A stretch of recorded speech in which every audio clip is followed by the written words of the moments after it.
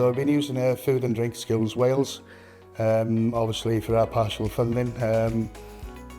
Brilliant communication, responses are very fast, always there willing to help, which I have needed.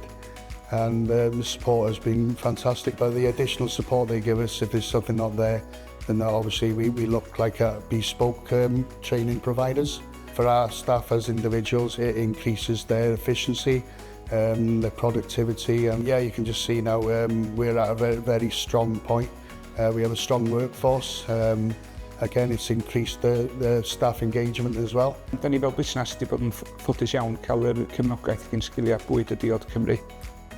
Dwi wedi gwneud trwy'r sgîm yma ydy conducting investigations.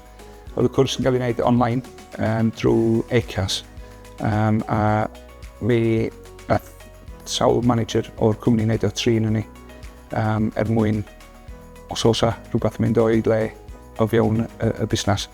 Fedra ni wneud yr investigation i wneud siŵr bod o'n deg i'r unigolyn ac i'r cwmni a hefyd rhaid ni ddilyn rheola. Maen nhw'n helpu'r unigolion a mae o roi dipyn bach o hyder i'r unigolion bod nhw'n cael eu cefnogi gen y cwmni a bod y cwmni yn fodlon rhoi amser i datblygiad unigolion trwy hyfforddiant. Oedd o'n basic understanding of pneumatics oedd y cwrs. Oedd o'n cwrs da yna, because o'n dipyn o theory yn dechrau'r wythnos, a wedyn oedd o'n symud ymlaen i mwy o hands-on wedyn, which yn mynd hand in hand efo beth o'n eisiau gwneud o fyma. Ar y margin safety course, nath i on-site o fyma, ac basically nath i ddysgu sut i weithio yn saff ac hefyd i gwachad ar ôl i'n gilydd. Dwi'n meddwl yn bwysig i upskillio'r staff a cadw up to date efo'r technology newydd sy'n dod allan. Ar ôl fi wneud y cwrsus, dwi wedi gweld bod gweithio day to day efo lot hawsach. Ond y cwrsus wedi dangos ni ffordd gwell o weithio a saffach hefyd. So my name is Mohammed Raftal.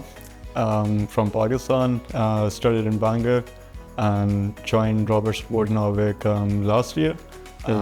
Progressed my role from production operative to specification technologist. I mean, personally, it's quite helpful because I'm young, I want to progress, and for that progression, I need more skills because these things are very helpful to progress personally or professionally.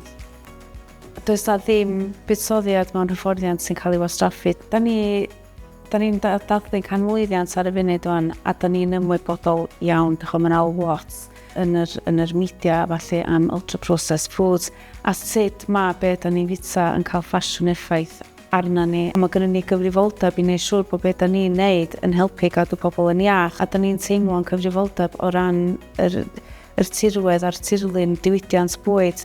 So da ni wedi setio yn strategaeth ar gyfer y canmlwyddiant nesaf o beth da ni eisiau gyflawni. A da ni rili yn teimlo yn cyfrifoldeb tuag at y gymuned leol yn fama ac yr pwy bynnag sy'n bita pwy bynnag da ni'n greu, a mae hyfforddiant yn rhan anatod o hynna i gyd. Mae yna gymaint o gyfleon yn y diwydiant bwyd tu allan i be mae bobl yn ystyried fel rola traddodiadol.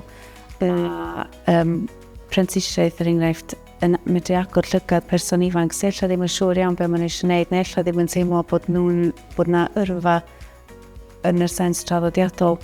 Mae yna ffasiwn gyfleoedd, bod o'n food technology, bod o'n technical, bod o'n engineering specialities. Mae yna gymaint o rola o fewn y diwydiant bwyd yna ella di pobl ddim yn sylweddoli. A drwy hyfforddiant, mae hynna'n amlygu.